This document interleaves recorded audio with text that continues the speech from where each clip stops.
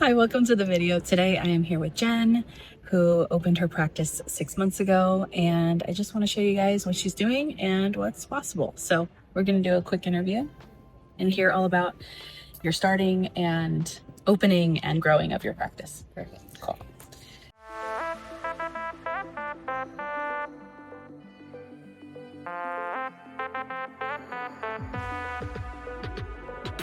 I'm a psych nurse practitioner, and I own my own private practice, and I teach other psych NPs how to find freedom and balance in their lives by opening their own private practices as well. And today I'm here with Jen, and she is a mentee of mine, and she just opened her practice 6 months ago, and we're going to talk through her opening and launch and growth. Let's start by where your practice is at now, and then we'll kind of look back at, how you got there. So tell me about like your practice, your niche, how many patients you have, what it looks like. Where do we even start? So my practice is Beyond the Stigma AZ. I'm in Arizona. I am a telehealth practice. I am at 51 active patients right now. Yay. And I kind of have like a broad range, but my niche, I would say, has kind of defined itself. I'm now doing mostly, a lot of them are OCD and late diagnosed ADHD.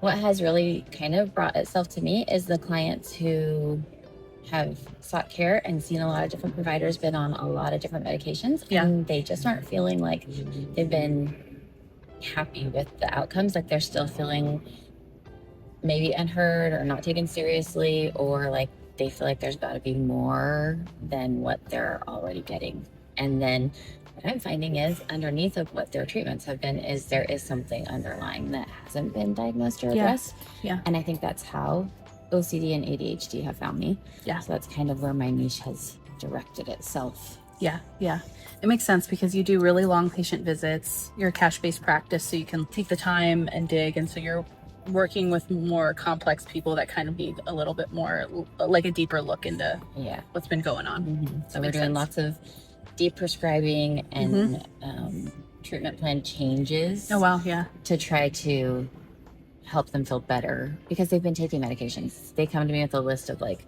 I've done this, this, and this, and this, and none of them worked, or this made me feel terrible, or this happened. And so I'm like, okay, let's start over. Let's start fresh. Yeah. Which takes time because you have to deprescribe in order to do other things. You can't just throw new meds at them when they're already on a high level of something else. So absolutely. What feels most exciting about this stage in your practice? It's working. Yeah. I think the fact that I have clients telling me that I'm actually making a difference, like they are seeing change in their mental health. Yeah. Because I went into it knowing that I would make a difference, like knowing I could do it, but also like there's that imposter syndrome. You're like, okay, I went to school, I have the skills, I have the heart and the compassion, but will I do something different than what is out there? Yeah. And seeing my clients are like feeling and seeing the difference, that I think is probably what's been most exciting. And then actually being like every week there's new patients coming. Yes. Like, they keep coming. Yes, they do. Yes. So that's exciting. It's exciting. Good. And I think another exciting thing that you shared with me was you were, within 6 months, you were able to replace the income of your past job. Yes. Which is amazing. That's been so great. I took a leap of faith, and I've been a nurse for a long time, but I was a new grad Psych NP. Yeah. And I had a job lined up that just didn't pan out. And there's a reason for all the things, right? Yeah. I knew eventually I would do my own practice, but I thought maybe I needed to get experience first. I know that's something that a lot of people talk about, but that just didn't pan out. And so I thought, I'm just going to do this. So that's when I found you on social media, and I was like, I'm just going to do this. And I took the leap, jumped in, ended up quitting my full-time job just a few months into being like, I'm going to do this. I think I had 9 patients at that point. Yeah. And I jumped in and did it. And my husband and I, fortunately, he's super supportive. So I was able to, with his support, not leave my income behind. But I had a time frame that I needed to make at least what I was making as a nurse for us to be able to keep going this path. And within, end of April 24th, I left my full-time job. April 25th, I went to my first consultation with some therapists. Yeah. Like a networking thing. Okay. Yeah. And then August I had my mentorship completely paid off, and now I get to be with you forever. Yay! And Wow. then by September, I had all my business expenses were covered, plus making what I was making as a nurse. It's amazing. So now I'm in October, and I'm just excited to see what that's going to look like at the end of it. Yeah, it's just up from here. Yeah, Yay. I'm so excited. So awesome. What would you say to other new grads? You know, there's a lot of new grads that are curious about like what additional considerations you might need to make since you were a new grad opening a practice. What were some extra steps that you took or extra support you did or anything you recommend?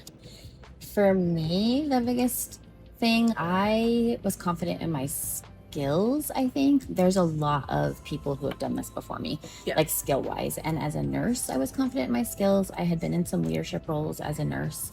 And so I know how to take care of people, and my passion was there. So I knew that was going to be great, but the business part terrified me. I was like, if I'm going to take a leap as a new grad, I know that I can network with the medical part of it or the skills part of it.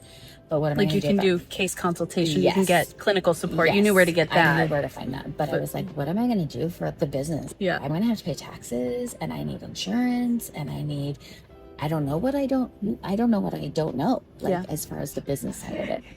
And so that was what was kind of holding me back, because I couldn't be a new grad practicing and then still have to learn that side of it. Yeah, that was terrifying to me. Yeah. And then you magically showed up. I don't even know how I found you, but I told my husband, this is all the things I'm afraid of. Yeah. And so I went to your free, you did the 1 hour thing, a webinar. Mm-hmm. And then in that you offered like a 3-day thing. Yeah, then you went to the challenge, the 3-day challenge. Like, I'm just going to do this because I'm going to quit my job and I need to know how to run my business.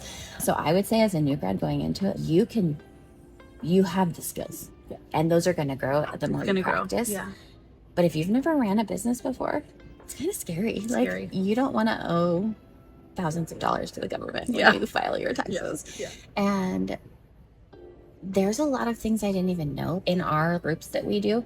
The attorney that came in talking about all the different things, and the compliance person that came in talking about like just things. Even as a cash pay practice, I need to have my compliance records in order, and how to do that, and the resources that they provided me. Like that, I would say to any new grad that is afraid that they can't do it as a new grad, you absolutely can with your skills and the different people out there to help you with that. But getting business support is, I don't know that I would have been confident enough or as successful if I didn't have a business support part of it. Yeah. So that has been super helpful. I think the other thing,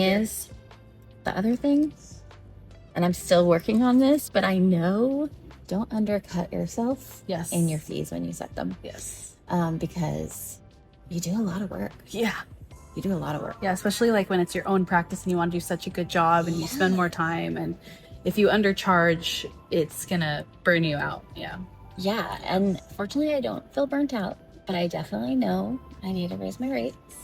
I know I'm worth it now. Like you are. And I think that's value, right? Like to learn that you're worth it, that you actually are doing a good job, and you make a difference in people's lives. But now I'm at a point where I'm like, I need to raise my rates. Yeah. And it's so scary. You got this. You got this. Yeah. But I would say don't undercut what you're worth. That's good advice.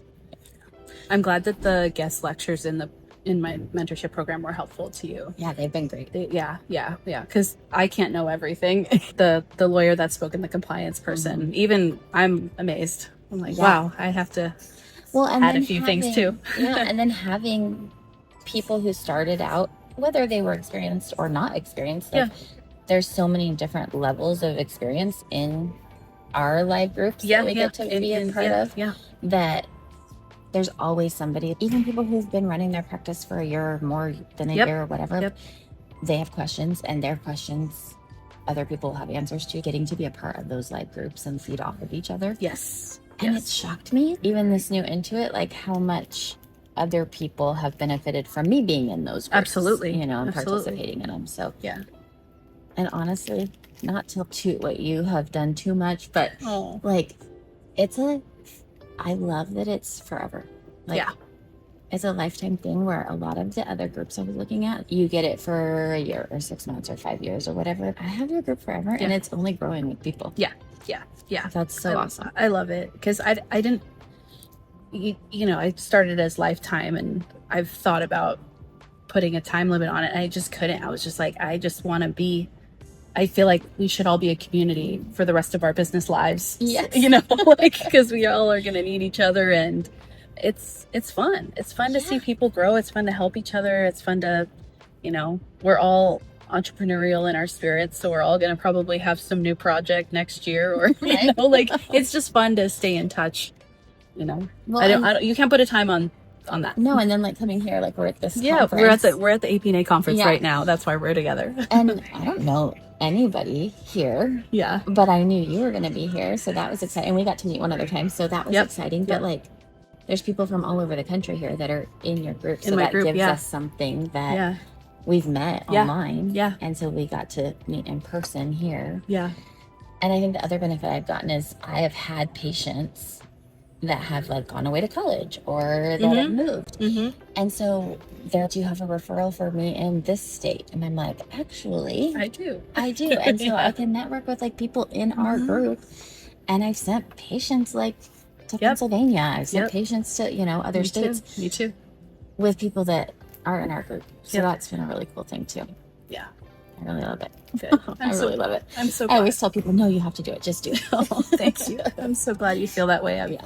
I've loved having you in the group. Oh. You're so motivated, and you know, you want to do all the steps and really dig in and meet people and learn, and it's been a joy working with you. Thank you. Truly. Thank you. Yeah. Well, I think that's it for today. Yeah. Sounds good. Thank you for joining Yeah. me for this Thank you. interview, and yeah, comment below if you guys have questions for me or Jen.